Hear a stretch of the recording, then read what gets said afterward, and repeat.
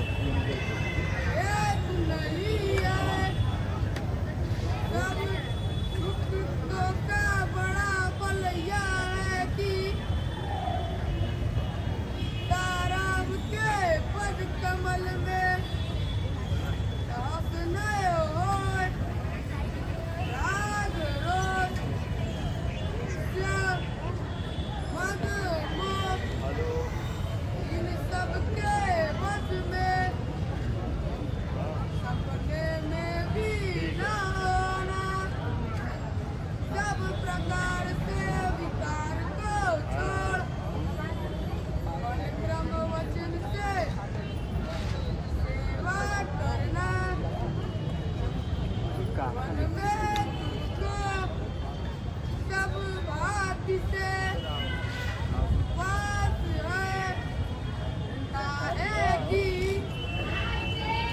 के संग में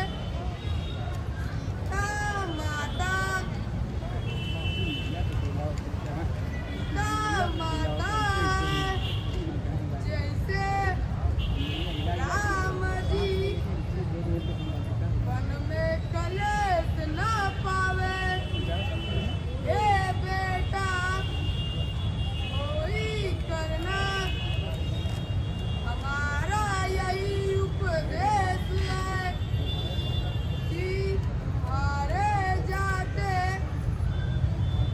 जय प्रकार से सीताराम सुख पावे और पिता माता प्रिय परिवार और अयोध्या जी की व्रत वन में भूल जावे हे बेटा अब तुम जाओ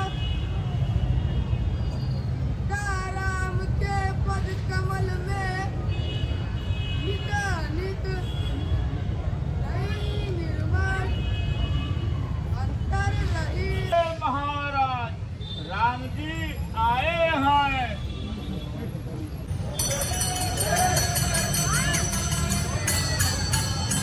आशीर्वाद और आज्ञा दीजिए हर्ष के समय आप शोक क्यों करते हैं हे तात प्रमाद से प्रिय में प्रेम करने से जग से जस जाता है और अपवाद होता है।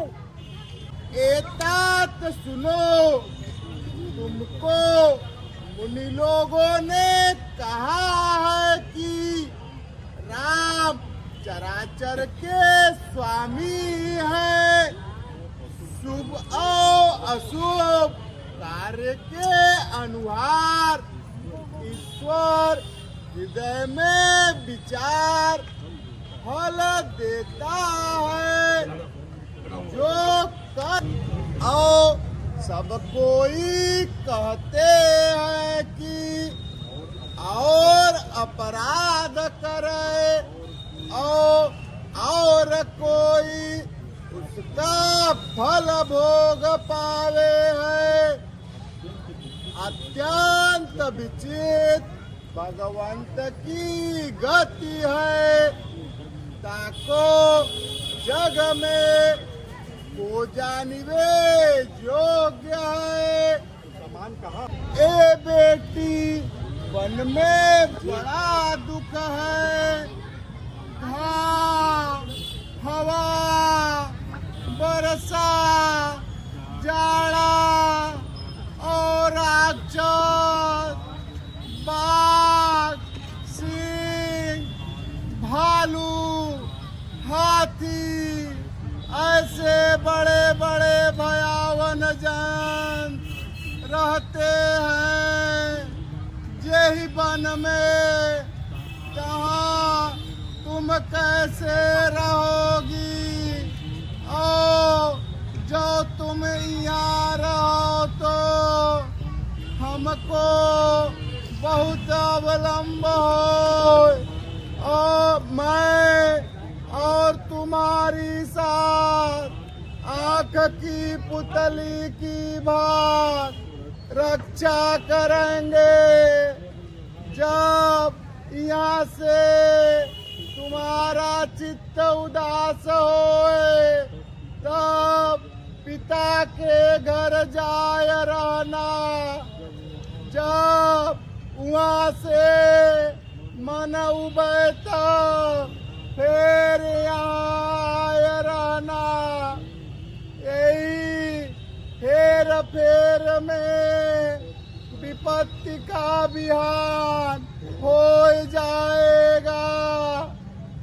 तक तुम राजा को प्राण से प्यारे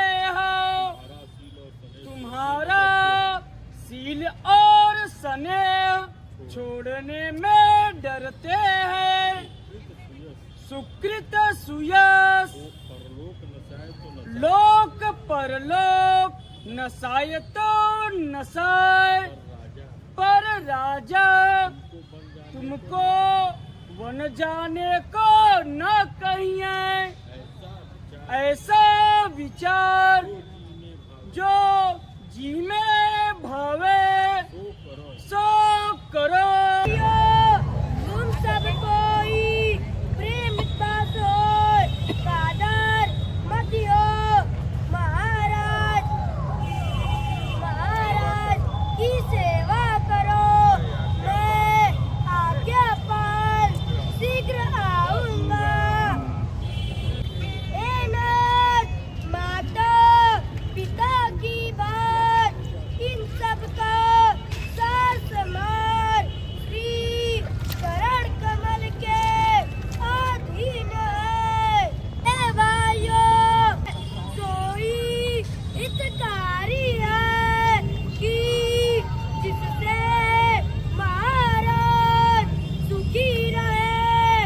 ओ आप लोग प्रवण प्रवीण हो, ऐसा पाए के करना चाहिए।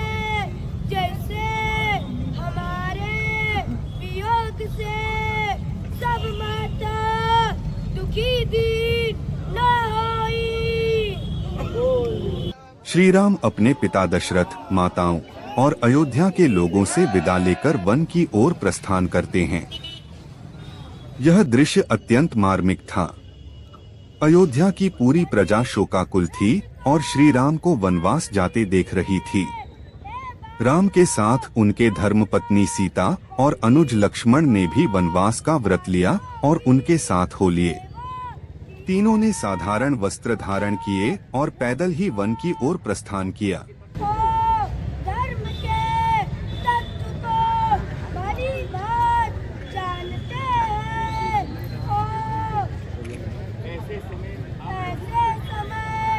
आप लोगों को महाराज को छोड़ना उचित नहीं है। राम, सीता और लक्ष्मण जब गंगा नदी के किनारे पहुँचे तब वहां उनकी भेंट निषादराज गुह से हुई। निषादराज, जो एक आदिवासी राजा थे, राम के परम भक्त थे। उन्होंने अत्यंत प्रेम और भक्ति से राम का स्वागत किया और उन्हें नदी पार कराने का प्रस्ताव रखा। निषादराज गुह ने श्री राम को अपना भाई मानते हुए उनके लिए वनवास के दौरान हर संभव सहायता करने का वचन दिया। यही का पटतर नहीं पावत है, जवाहिर से बने बंगले मानो कामदेव ने अपने हाथ से सवारा है। पवित्र अति विचित्र सुंदर भोगमय और सुगंधदार पुष्पमय और रंग बिरंग के कपड़े अतर से बासित हो, जहाँ सुंदर पलंग मणि के दीप हैं, सब प्रकार से सब सुपास है। दूध के फेन सम कोमल उज्ज्वल सुंदर विविध भांति के वसन और तकिया और बिछौना जिस पर बिछे हैं, कहा सीताराम रात में शयन करते हैं। अपने छवि से रतियों काम के मद को हरते हैं। सीताराम कुछ की चटाई पर बेग कपड़े सोवते, थके थके नहीं जाते।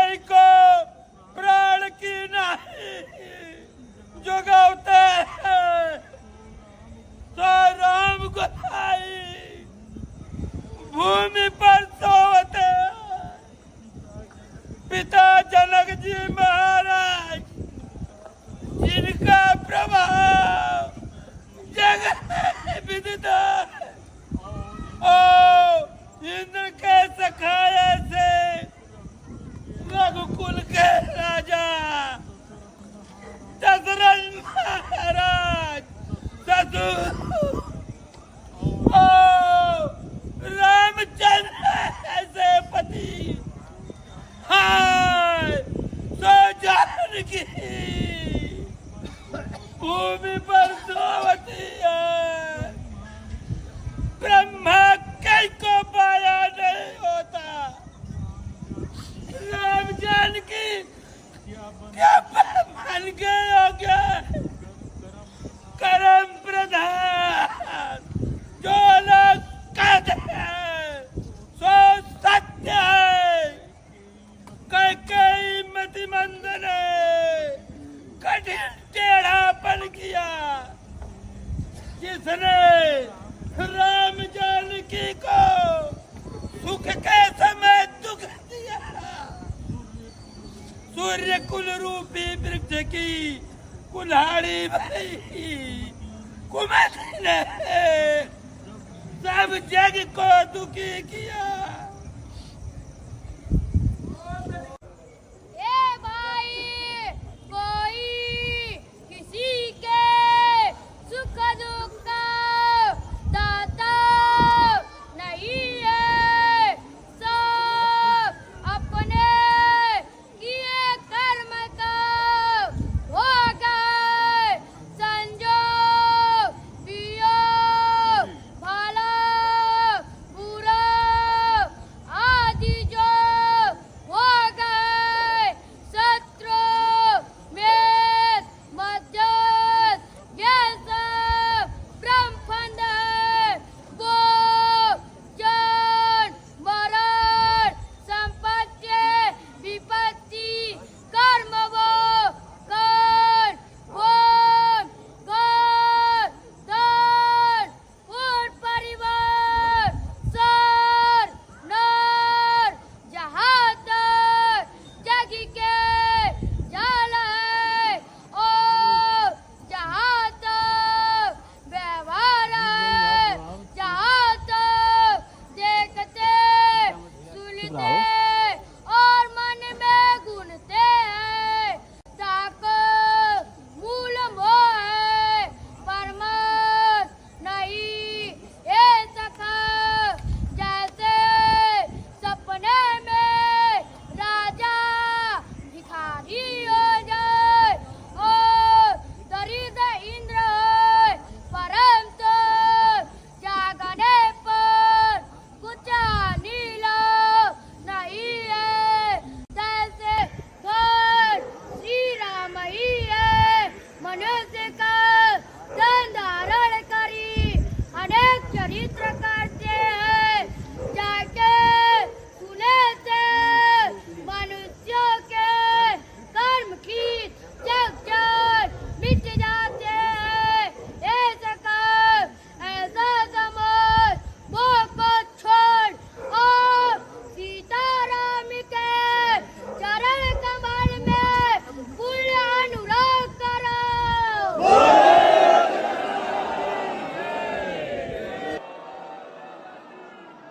उन्होंने राम, सीता और लक्ष्मण के ठहरने के लिए एक सुंदर स्थान की व्यवस्था की और नदी पार कराने के लिए अपनी नौका तैयार की।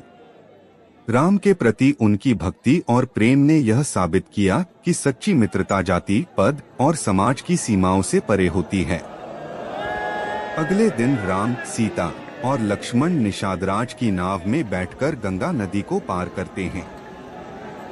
निषादराज की भक्ति देखकर राम उन्हें आशीर्वाद देते हैं और उन्हें भविष्य में अपने जीवन में उच्च स्थान पाने का वचन देते हैं।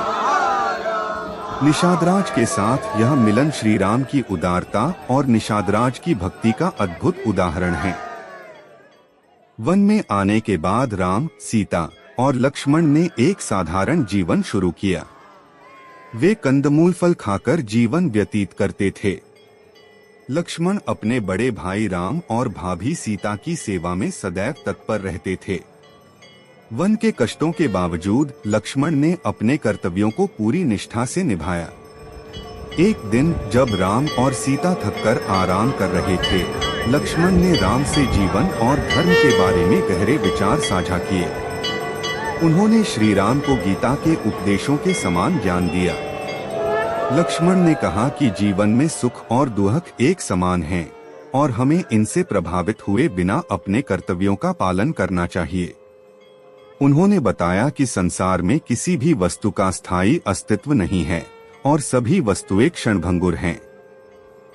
इसलिए मनुष्य को अपने कर्मों पर ध्यान केंद्रित करना चाहिए और फल की चिंता किए बिना धर्म का पालन करना चाहिए।